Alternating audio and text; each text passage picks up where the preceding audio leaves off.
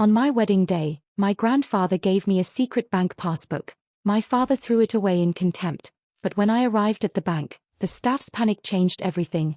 On my wedding day, when everyone was taking pictures near the dance floor, Grandpa squeezed my hand and quietly slipped an old, brown bank passbook into my bridal bouquet. His hands were trembling. He simply said, "Keep it safe, Emma. Don't show it to anyone yet." I barely had time to ask what he meant before my father, Richard, suddenly stepped between us. The cheap whiskey on his breath was painfully familiar, the same smell that haunted every argument of my childhood. "Old man putting on another show," he laughed, snatching the passbook from my hand. He glanced at it, then tossed it onto the floor with a loud chuckle. "Saving a few dollars and thinks he's some big banker. Had to embarrass himself today too." Something inside me cracked. Grandpa lowered his eyes. He was the one who walked me to school after Mom died, packed my lunches, and stayed steady when my father lost our home to debts and gambling. I quietly picked up the passbook and slipped it into my purse, but the music and laughter around me blurred. My father was the same man who'd taken my college fund as a temporary loan, and never paid it back. Later I learned it vanished into one of his failed business schemes. 2 days later, Jack and I sat in our tiny Chicago apartment staring at stacks of bills, student loans, credit cards, and rising rent after Jack recently lost his job. My waitress shifts barely kept us afloat. Then I remembered the passbook. "I'm going to the bank," I told Jack. "For that old thing." Grandpa never did anything without a reason. The bank sat in the same aging neighborhood where Grandpa used to bring me as a kid. Inside, time seemed frozen, wooden counters, older customers, quiet voices. I placed the passbook on the counter. The clerk opened it, and her expression changed instantly. One moment, She disappeared into the back. Minutes later, a manager hurried over. "Are you Emma Carter?" My heart pounded. "Yes." He guided me into his office and closed the door. Opening the passbook, he explained, "This account was created as a trust in your name. Your grandfather opened it 40 years ago." I stared at him. "What's in it?" He turned the screen toward me.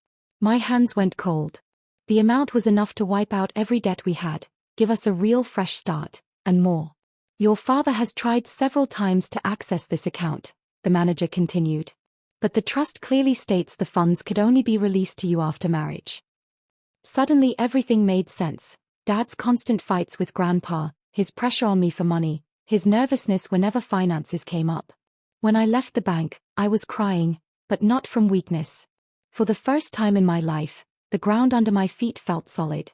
That night, my father called. "I heard you went to the bank. What did the old man leave?" "That's family money, you understand." For the first time, my voice didn't shake. "Family? Like when you spent my college fund? When we lost our home?" Silence. I hung up. But the real turning point didn't come from the money itself. The first thing I did was pay for Grandpa's medical treatment so he could finally stop worrying about hospital bills. Jack and I cleared our debts, stabilized our finances, and slowly rebuilt our lives. Jack found new work, and for the first time we could plan a future instead of just surviving month to month. Then I did something I'd dreamed of since childhood. We bought back the apartment building my father had lost to debt. It held the last memories of my mother, and reclaiming it felt like restoring a missing piece of myself. We renovated it carefully, turning it into affordable rentals for families trying to stay afloat, people like we once were. Managing the property became a new business for us, something steady and meaningful. Months later, life came full circle.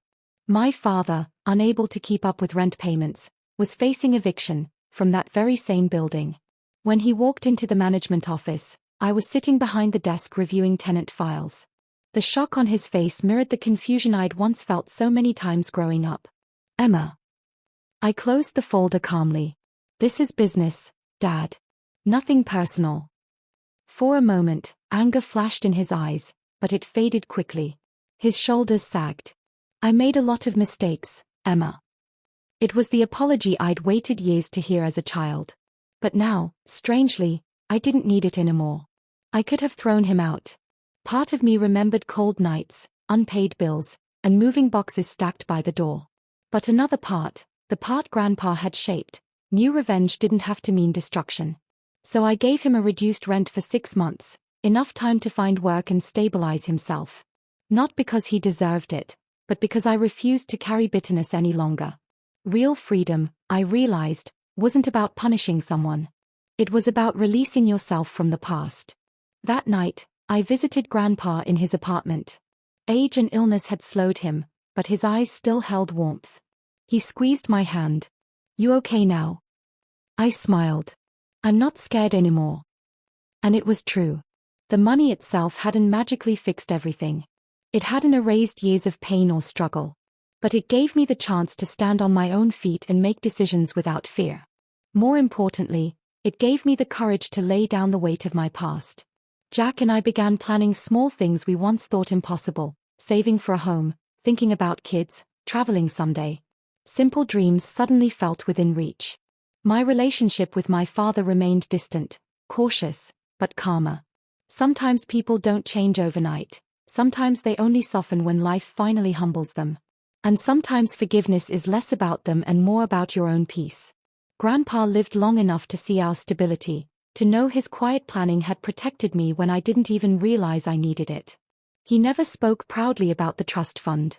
For him, love was always practical, showing up, planning ahead, protecting family even when they didn't know danger was coming. On quiet evenings, I sometimes think back to that wedding moment, the music, laughter, and chaos, and Grandpa's trembling hands slipping that passbook into my bouquet.